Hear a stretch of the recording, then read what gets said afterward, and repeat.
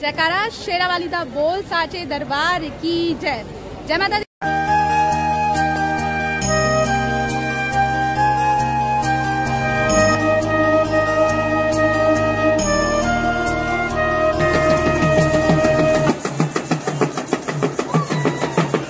माता रानी के भव्य द्वार से, माता रानी के भवन से इस समय आरती का प्रसारण आप देख रहे हैं।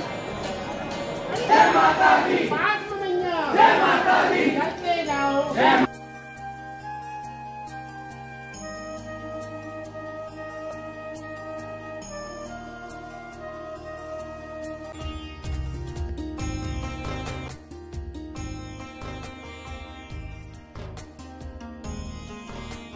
जय माता दी दोस्तों, आप सभी का स्वागत है श्री माता वैष्णो देवी की पावन भूमि कटरा से। मैं हूं आपकी होस्ट शिखा और इस वीडियो में हम आपको यात्रा की पूरी संपूर्ण जानकारी दिखाने वाले हैं। इस यात्रा में आप बने रहिएगा, इस वीडियो को अंत तक जरूर देखिएगा। इस वीडियो में हर एक छोटी सी छोटी जानकारी आपको इस वीडियो में दिखाएंगे। तो अगर बात की जाए तो मैं इस वक्त कटरा के मेन रेलवे स्टेशन के पास में उपस्थित हूँ और नई महीने की शुरुआत होते ही माता रानी का हमें बुलावा आ गया। आज है 12 सितंबर और हम प्रस्थान कर रहे हैं माता वैष्णो देवी की यात्रा के लिए और इस वीडियो के माध्यम से हम आपसे सारी जानकारी साझा करेंगे श्री माता वैष्णो देवी की यात्रा में। ये वीडियो आप सभी के लिए बहुत इम्पोर्टेंट होने वाली है। अगर आप इन महीनों यात्रा की प्लान कर रहे हैं तो वीडियो को अंत तक जरूर देखिएगा और इस यात्रा को सबसे पहले RFID कार्ड ले लेते हैं हम। चलिए, श्री माता वैष्णो देवी जी का धाम जम्मू कश्मीर के कटरा में स्थित है। माता रानी के पवित्र दर्शन पाने के लिए लाखों करोड़ श्रद्धालु दर्शन करने के लिए माता भगवती के पवित्र दर्शन करने दूर दूर से आते हैं।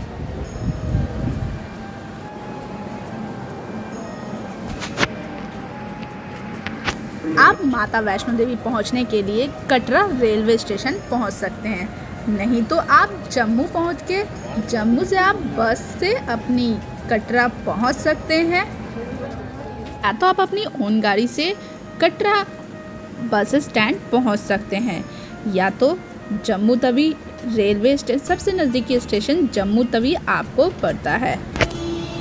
उसके बाद आप जाके सबसे पहले अपने यात्रा पंजीकरण से आप अपना RFID कार्ड ले लें।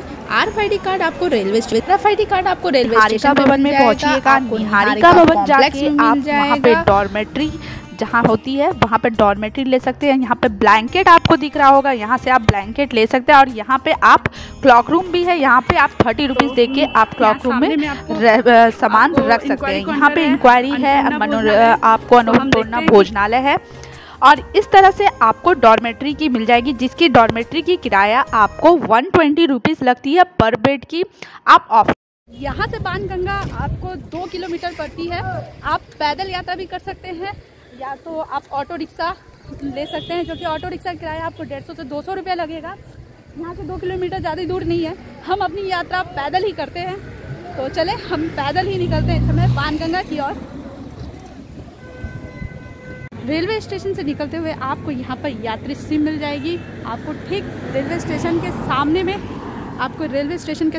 आपको यहाँ पे यात्री सिम मिल जाएगी। तो यहाँ पे बहुत सारे ढाबे, आपको होटल वगैरह सब देखने को मिलेंगे, आप यहाँ पे ले सकते हो। माता वैष्णो देवी की यात्रा 13.5 किलोमीटर की यात्रा आपको दर्शनीय गेट से स्टार्ट होती है। बहुत सारे लोग बोलते हैं कि बाणगंगा से स्टार्ट होती है, जी नहीं। जहाँ से हम अपनी यात्रा स्टार्ट करते हैं उसे हम दर्शनीय गेट कहते हैं। हम यहीं से अपनी यात्रा स्टार्ट करते हैं। यहाँ से आपकी बैग चेकिंग होती है, RFID चेक होता है और लैपटॉप वगैरह आपके पास है तो वो ले जाने नहीं देते। तो फाइनली हमने अपनी बाणगंगा चेक पोस्ट क्रॉस कर चुकी है और यहाँ पे आप देख रहे हो कि काफ़ी पीछे भीड़ है। यहाँ पे आपकी चेकिंग सारी हो चुकी है। आगे हम अपनी यात्रा को आगे बढ़ाते हैं इस तरह से और हम निकलते हैं इस समय पुराने ही यात्रा से। तो दर्शनीय गेट से और आपको गुलशन कुमार जी के लंगर के आगे रास्ता से हम आगे आए हैं। तो आपको यहाँ पर प्री काउंटर मिल जाता है आपको, जहाँ से आपको घोड़ा, पालकी, पिट्ठू सभी की यहाँ आपको बुकिंग हो जाती है। यहाँ से आप अपनी यात्रा घोड़े से आप कर सके, चाहे आप पालकी से करो चाहे पिट्ठू से करो, यहाँ से आप यात्रा आप रजिस्ट्रेशन करवा के यहाँ से काउंटर से आप टिकट लेके आप अपनी यात्रा को स्टार्ट करो। जिसकी अपनी संभवता जिससे जाए, घोड़े से कुछ श्रद्धालुओं के होते हैं जो पैदल नहीं चल सकते हैं, वो घोड़े से अपनी यात्रा करते हैं, कुछ पिट्ठू से करते हैं, कोई पालकी से करते हैं। तो यहाँ से आप आके यहाँ पे घोड़े पिट्ठू पालकी का आपको रेट मिल जाएगा, सही रेट आपको यहीं से आपको काउंटर से आप लीजिए और फिर अपनी यात्रा को आगे स्टार्ट करिए। थोड़ा सा आगे बढ़ने से हम पहुँच गए बाणगंगा, जहाँ पर आपको माता रानी ने बाण छोड़ के अपने पवित्र जल को छोड़ा था। और यहीं बाथिंग घाट भी है, आपको यहाँ पे माता रानी का दर्शन पाइए। बहुत सारे लोग यहाँ पे मुंडन भी कराते हैं। आगे भी आपको एक बाणगंगा मिलेगा, तो वहाँ चलते हैं। आपको कहते हैं कि बाणगंगा वही पवित्र स्थल है जहाँ पर हनुमान जी के आग्रह करने पे माता रानी ने बाण छोड़ के गंगा माँ की धारा प्रकट की थी, ताकि हनुमान जी गंगा जल पीकर अपनी प्यास बुझा सके। और एक मान्यता यह है कि माता रानी जी ने अपने केस यानी बाल भी धोए थे। तो यात्रा मार्ग पे आगे बढ़ते हुए हम पहुंच चुके हैं श्री माता वैष्णो देवी के एक और पड़ाव पे, जिसे हम गीता मंदिर कहते हैं। गीता मंदिर जो कि बाथिंग घाट से थोड़े से 1 किलोमीटर की दूरी पे पड़ती है। तो श्री गीता भवन मोर, जो कि आपको यहाँ पे इच्छापूर्ण मंदिर है, तो ये इच्छापूर्ण मंदिर आप आइए तो दर्शन जरूर करके यहाँ से निकलिएगा। यात्रा करते हम पहुंच चुके चरण पादुका मंदिर। चरण पादुका मंदिर कहा जाता है कि माता रानी ने यहाँ मुड़कर देखा था कि भैरवनाथ आ रहे हैं कि नहीं। रुकने के कारण माँ के वैष्णो देवी जी के यहाँ चरण चिन्ह बन गए थे। तो अंदर जाकर आप माँ वैष्णो देवी जी के चरण चिन्ह का दर्शन जरूर कीजिएगा। इस स्थान पे माथा टेकने से माँ शक्ति के 9 रूप के दर्शन होते हैं और मनोकामना भी पूर्ण होती है। तो चरण पादुका से अर्धकुमारी का डिस्टेंस आपको 13.5 किलोमीटर रह जाता है। थोड़े दूर आगे जाके अर्धकुमारी का प्री पॉइंट काउंटर मिल जाता है। यहाँ से भी आपको घोड़ा पिट्ठू पालकी की आपको व्यवस्था मिल जाती है।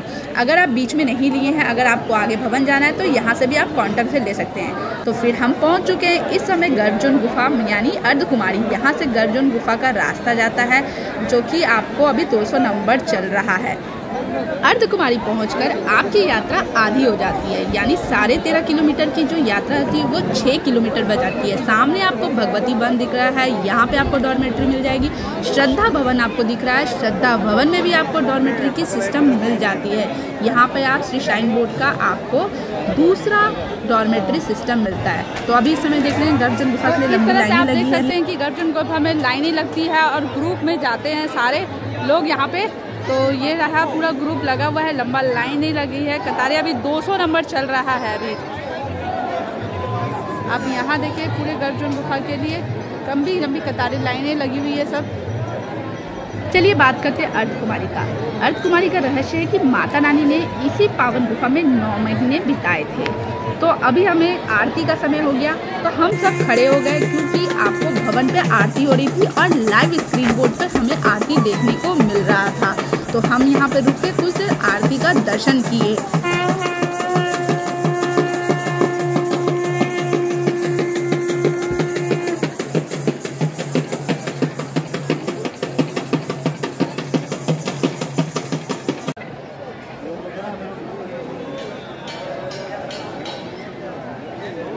इस समय आपको दर्शन करने के लिए मिल रहा है। देखिए ऊपर में गर्भ जो वहाँ पे माँ का भवन का आपको ऊपर आरती हो रही है, तो आरती का दर्शन आप कर रहे हैं। इस समय स्क्रीन बोर्ड पे आपको देखने को मिल रहा है, ऊपर आरती हो रही है अभी।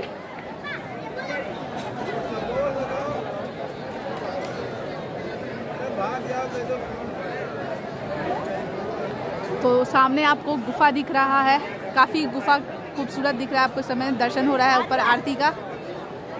तो स्क्रीन बोर्ड पे आपको सामने एकदम क्लियर दिख रहा है माता रानी के भव्य द्वार से, माता रानी के भवन से इस समय आरती का प्रसारण आप देख रहे हैं।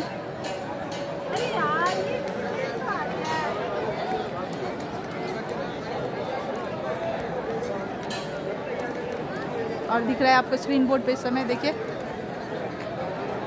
गुफा का।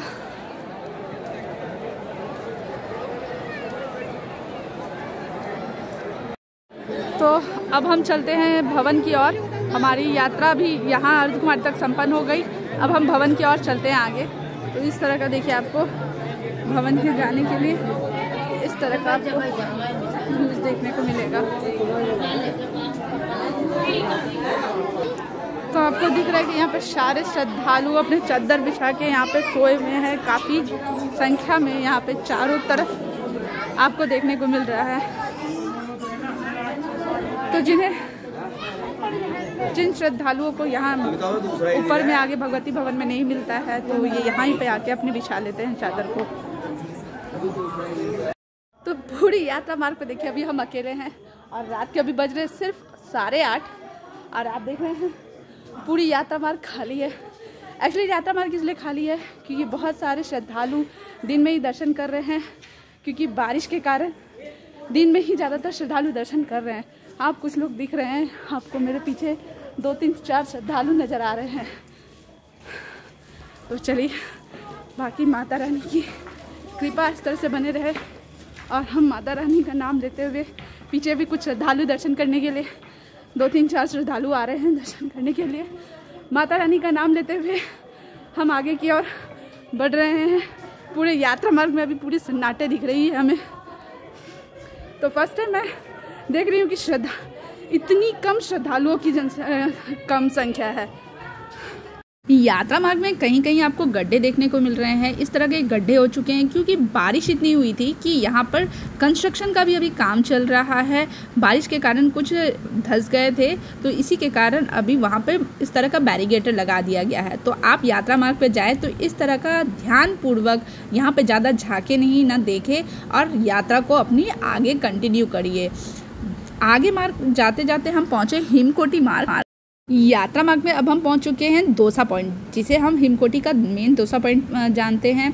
और यहीं पर आपको पानी मिल जाएगा, बहुत सारे भोजनालय मिल जाते हैं और यहाँ पे मेन ज़्यादातर फेमस है डोसा। तो यहाँ लोग डोसा खा के ज़रूर आगे बढ़ते हैं। तो यात्रा मार्ग पे कुछ ऐसे श्रद्धालु देखेंगे कि जो आपको अपनी मनोकामना पूर्ण करने के लिए इस तरह से दंडवत यात्रा करते हुए आगे जाते रहते हैं।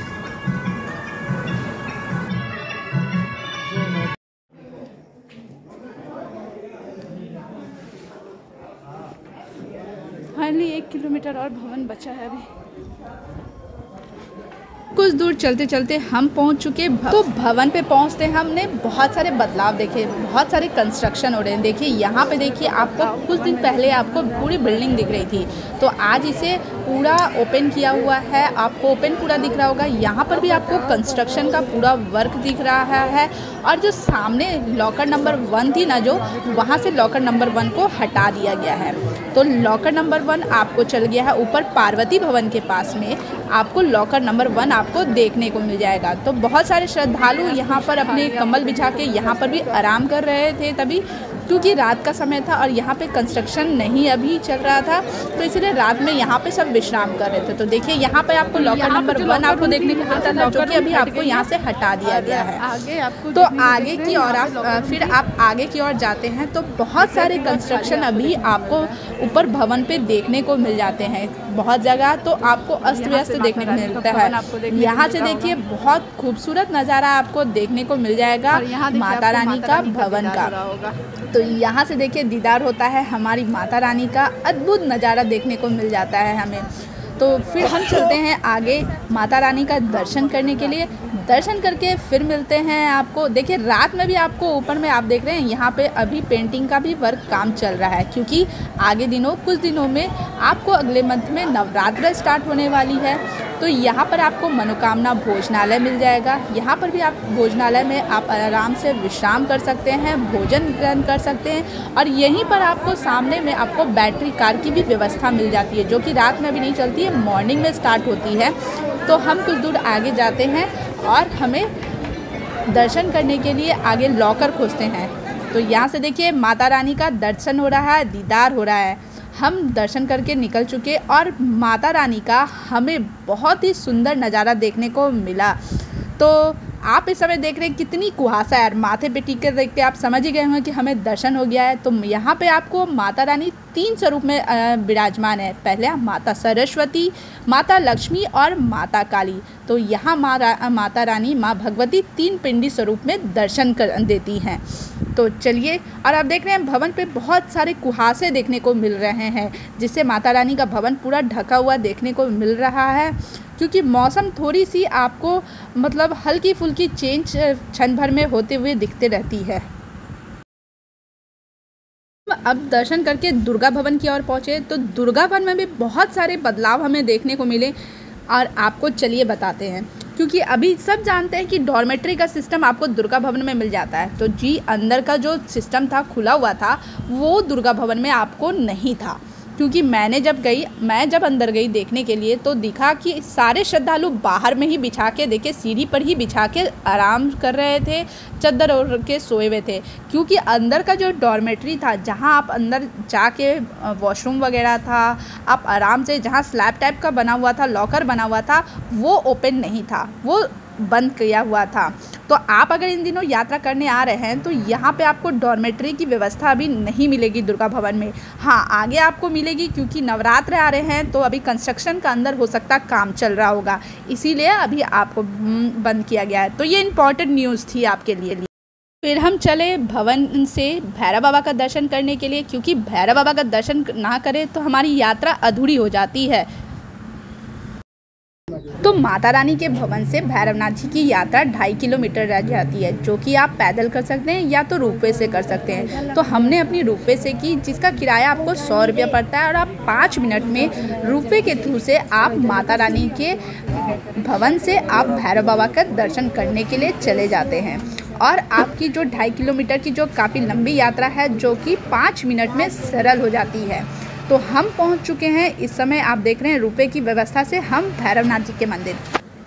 तो सामने आपको पीछे भैरव बाबा जी का दर्शन हो रहा होगा और बहुत ही खूबसूरत दर्शन आपको हो रहा होगा। इस समय पूरी वैली समय कुहासे से भर चुकी हुई है, क्योंकि पूरी कुहासे है कि माता रानी का भव्य द्वार भी नहीं दिख रहा है इस वक्त। और मौसम बहुत ही सुहावना है। हमारी यात्रा बहुत ही अच्छी हुई और हमारी यहाँ यात्रा आके संपन्न हो जाती है भैरवनाथ जी का दर्शन करके।